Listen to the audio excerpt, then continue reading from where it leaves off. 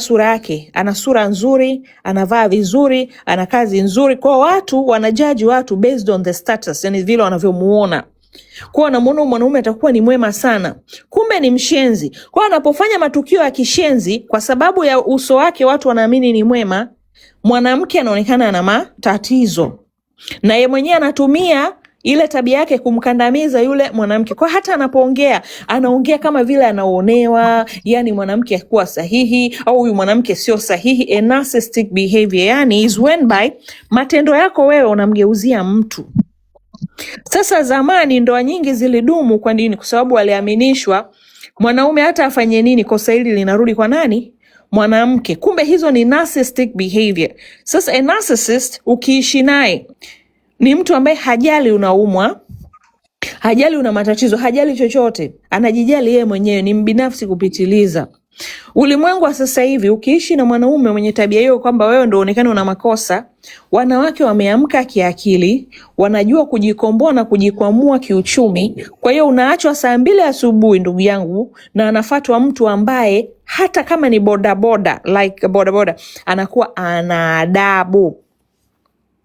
Kwa hiyo lazima watu wawe wanafundishwa kuishi na wanawake. Sio tu wanawake ndo wafundishwe kuishi na wanaume. For example, okay sawa, mwanaume wako utamnyoa, utamshave, utamogesha, utamfanyia nini? What about you? Yeye mwenyewe pia inabidi afundishwe kwamba mwanamke wako inabidi afanyiwe massage, mwanamke wako anyolewe, mwanamke wako usio unamwambia mbaya nini, mspoil kwamba hajapendeza anavaa mikanga.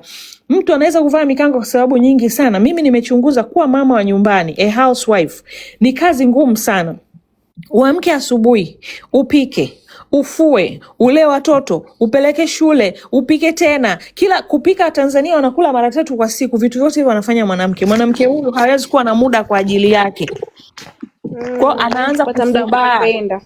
Muda wa kujipenda, kwa hiyo anaanza kufubaa, anafubaa sura, yani anakuwa ananenepeana kwa sababu muda mwingi anakuwa yuko jikoni, kwa anaonja, yani hivyo. Kwa lazima wanaume wajifunze pia kuhakikisha wanawake wao wanapata muda wa kupumzika, na ndio maana kuna mdada ambaye anatakiwa kumsaidia mke wako.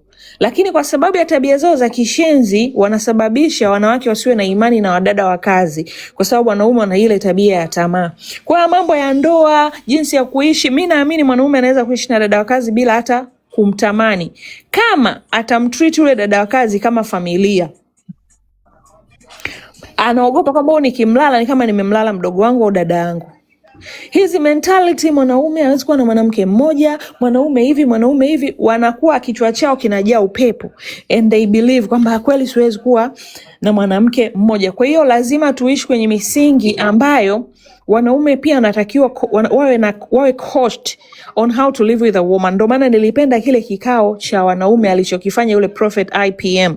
Kukiwa na vikao vingi vya wanaume like that, wanaume wakafundishwa jinsi ya kuishi na wake zao nyumbani au katika mahusiano na magirlfriend zao, tunaweza tukaanza sasa kuishi kwenye misingi ambayo ni ya amani katika mahusiano. Lakini wanaume ni washenzi wengi, katoka huko anakuja anampigia makelele mwanamke huyu siku nzima amefanya kazi amechoka, na anatumia nguvu kutaka tendo la ndoa. Ndo hapo chuki zinapoanza. Ndio maana nchi zilizoendelea mwanamke kwambia hapana staki, mwache. Ukitumia nguvu kujiridhisha maumbile yako, maana yako unambaka. Kwa hata akili yake inakuwa inaathirika, anakuwa anakuchukia, anaona unatumia nguvu. Kwa hiyo mimi nahisi wanaume wengi pia wafundishwe jinsi ya kuishi na wanawake. Kwa nini? Kwa sababu ya kauli. Ukitumia kauli nzuri kwa mtu hamwezi kukwazana.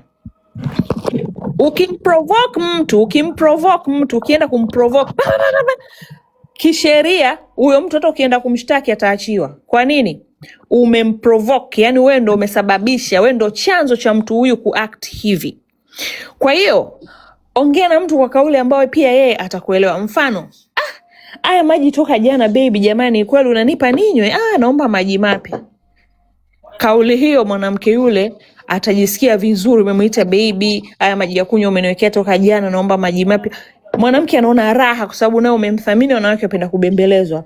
Kwa ataact vizuri, sawa my love samahani, anakuletea. Ukianza haya maji toka jana nini? Ukikutana na mtu kama mimi, hiyo kwanza hiyo glasi naibetua hivi yale maji ya magiki. Alafu naondoka. Sikuletei maji, utajijua. Kwa sababu nina hela zangu, naweza nikakuacha humo nikawasha gari yangu kaenda kulala hotelini na nisione kitu kibaya. Kwa nini? Kwa sababu umeni disrespect. Yes baby. One minute left, okay?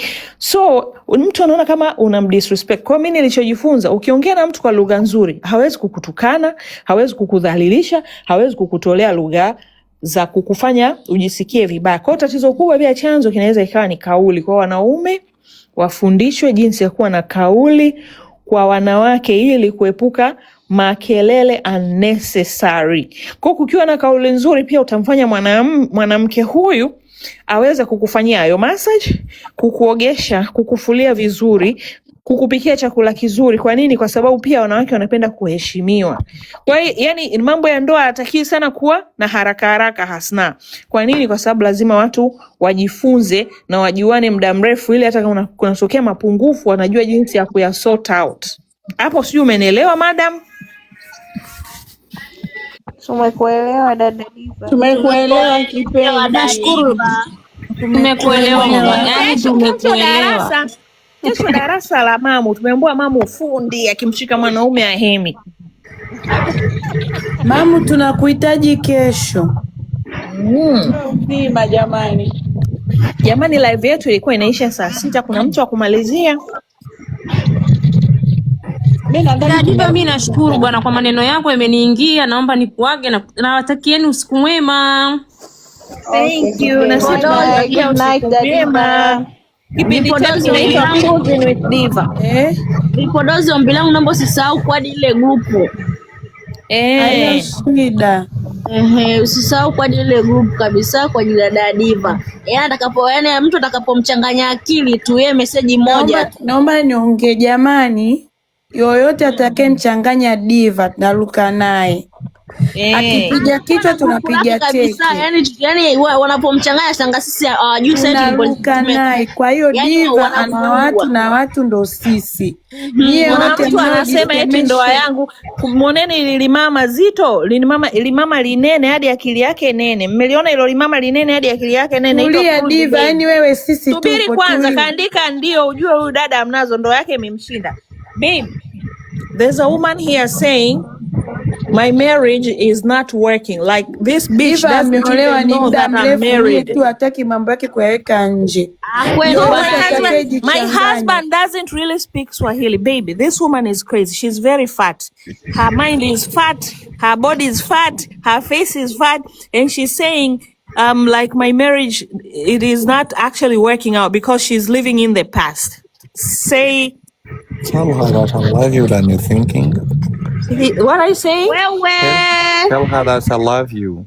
And she must mind her own business. Did you hear, bitch? Mind your own fucking business.